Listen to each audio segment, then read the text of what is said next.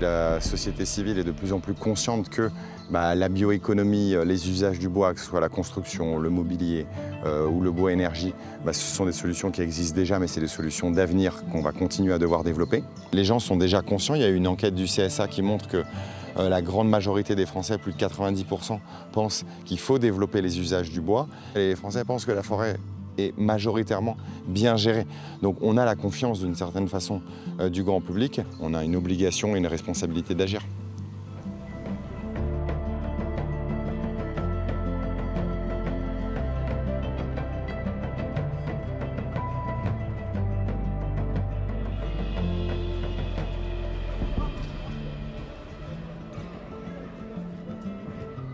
Alors nous sommes au cœur du village Saint-Paul, donc un quartier parisien qui est situé dans le Marais, entre la rue Saint-Paul et la rue des Jardins Saint-Paul. Et la rénovation dont on s'est occupé, nous, sur les 3 dernières années, le chantier a démarré fin 2017, avait avant tout un objectif thermique, donc améliorer la performance des immeubles. Et l'autre objectif du projet était aussi d'améliorer les cours intérieures pour les rendre plus attractives et favoriser la vie commerçante. Toutes les portes qu'on a changées sur les cours sont en chêne et le chêne provient de Normandie. C'est plutôt un bon point pour le bilan carbone, disons, de l'opération. Et les fenêtres, par contre, elles ont été fabriquées en Europe de l'Est avec du bois aussi de l'Europe de l'Est. Voilà. Et c'est vrai que l'usage du bois, pour certains, peut être tout de suite assimilé à de la déforestation. Donc nous, ça nous intéresse de pouvoir connaître l'origine du bois qu'on utilise et de pouvoir expliquer que les forêts dont provient le bois de nos constructions et de nos réhabilitations sont gérées de façon durable, en préservant la biodiversité, en préservant la ressource et les sols. Voilà. C'est quand même agréable d'avoir un endroit beau et de qualité quand on rentre chez soi, qu'on soit dans le logement social ou pas.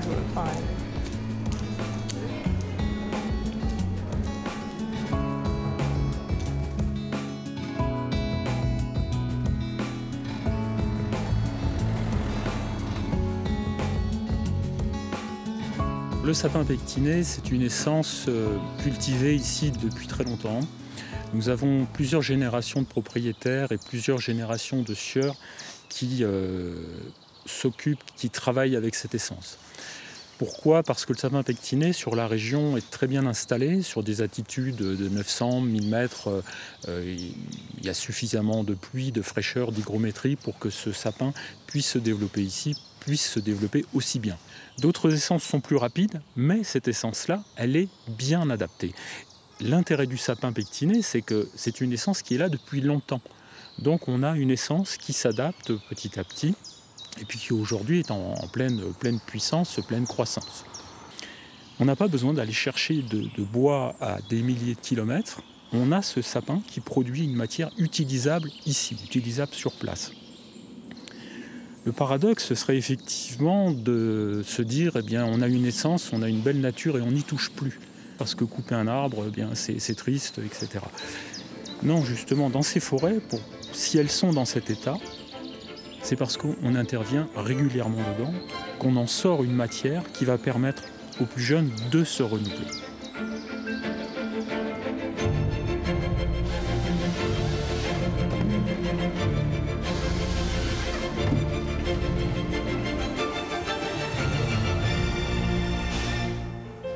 On a de la chance d'être dans un bassin qui est très fourni en forêt. Donc on s'approvisionne dans un rayon moyen de 25 à 30 km autour de la scierie. On transforme à peu près 20 000 m3 de sapin pectiné par an. Ça représente plus de la moitié de notre production. Avec ça, on fait entre 12 et 13 000 m3 de produits finis. Charpente, emballage, bois destiné à être collé, bois pour les menuisiers, pour les charpentiers. Pour nous, ce qui est important, c'est de pouvoir transformer la ressource locale, pas avoir besoin de faire des kilomètres pour aller chercher une matière première, et aussi qu'elle soit une ressource qui soit demandée au niveau local, et là c'est le cas. Historiquement, sur le marché français, il y avait beaucoup d'importations, alors qu'on a une énorme surface forestière, il y a beaucoup de matières qui venaient d'Allemagne, de Finlande, de Scandinavie. pour faire des maisons en bois, de l'ossature, du lamellé-collé. Alors qu'aujourd'hui, on a tout ce qu'il faut et on a quasiment la plus grande surface forestière d'Europe. Il faut juste se rendre compte que si on veut bien faire comme nos voisins, si on récolte la forêt régulièrement, on va se retrouver avec toute la capacité nécessaire. Si tous les gens font la culture de leur forêt, aujourd'hui on aurait une ressource largement suffisante, car il y a beaucoup de surfaces forestières en France qui n'est pas exploitée.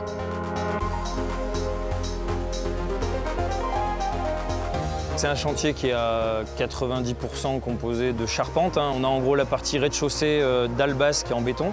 Et après, l'ensemble des élévations sont en mur ossature bois et en charpente bois. Donc du coup, c'est vrai que c'est un chantier qui est intéressant pour nous parce qu'il y a un volume important de bois dans cette construction. On a beaucoup d'éléments qui sont en sapin pectiné. Donc c'était déjà un choix de la maîtrise d'ouvrage de travailler avec ce produit pour avoir une essence locale et minimiser un petit peu l'impact carbone du chantier. Donc du coup, sa bonne résistance mécanique et son traitement lui confèrent toutes les qualités pour être appliqué dans la construction. On a une mairie qui était motivée sur la construction bois. Après, c'est vrai qu'on a des partenaires au fur et à mesure des étapes de construction où on a quelques freins. Mais c'est en passe de se débloquer au fur et à mesure que les années avancent.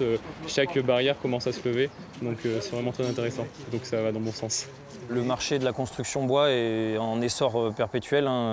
Avec les nouvelles réglementations thermiques qui arrivent, la RE 2020 et tout ça, on est sur des bâtiments qui vont de plus en plus demander de bois pour diminuer l'impact carbone en fait, des constructions. Donc c'est vraiment en plein essor et du coup le sapin pectiné entre parfaitement dans cette logique de développement de la construction bois.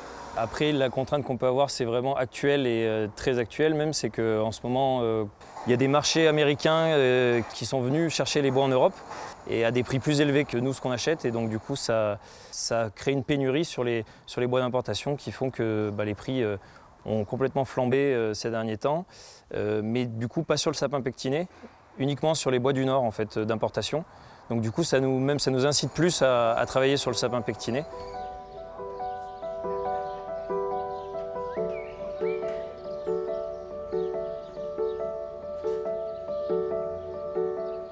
Alors ce bâtiment, il a été conçu déjà avec une maîtrise d'ouvrage qui avait une forte volonté d'avoir un bâtiment éco-conçu, une forte ambition environnementale en termes de confort et en termes de construction. Et les utilisateurs ont été associés dès le démarrage du projet à la conception. Beaucoup de bois, beaucoup de lumière. On est à la campagne, on est en périphérie de Clermont. On fait un bâtiment pour des enfants. Sur les vacances scolaires, sur un temps périscolaire, l'idée c'était d'offrir à des enfants le meilleur confort dans un environnement très sain. On a cherché à donner au projet des matériaux locaux.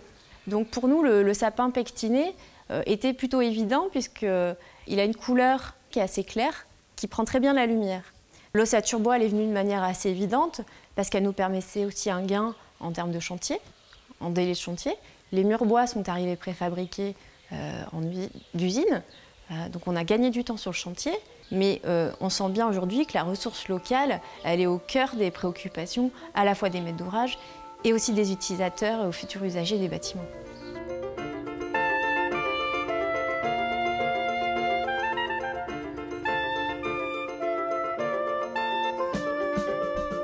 Nous sommes deux frères, donc l'entreprise fabrique du mobilier contemporain et design en chêne massif. C'est vraiment notre particularité, fabrication française et chêne massif. Donc aujourd'hui, on a une gamme qui est remarquée parce que très originale, très décalée par rapport à ce qui se fait. Les fabricants de meubles classiques en France n'existent quasiment plus et ce positionnement nous a permis de perdurer. Il y avait une tendance depuis 5 ou 6 ans où les clients commencent à regarder le type de bois et puis l'artisanat aussi, la qualité de fabrication. Nos fournisseurs nous disent que les cours sont en train de monter, le sieur ne peut pas s'allier par rapport aux traders chinois.